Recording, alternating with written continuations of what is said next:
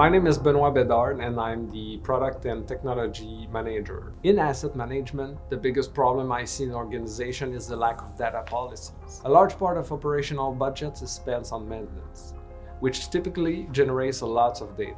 This data is generated in several ways: Excel file, paper forms, PDF reports, time series, and database. The data is available, but it is most of the time unstructured, decentralized, and unreferenced. Stelar is like having a medical file system for your assets. It collects information from several sources and gives convenient access and tools to the specialists to generate diagnostics from which the system can learn.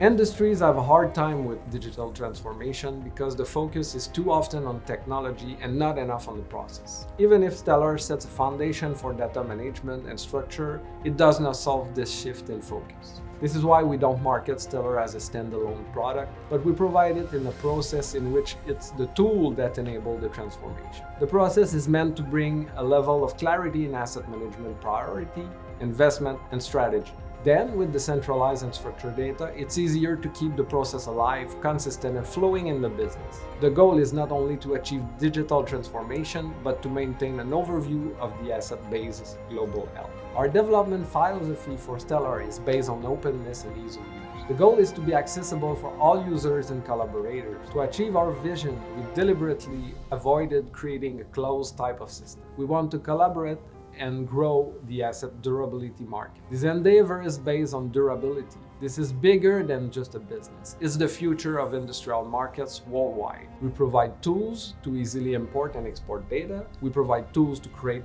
data analysis or data transformation modules into our platform, so all specialists can benefit from our tools. The real dream beyond Stelar is to transform the industry to be continually safer, more durable, and more responsive.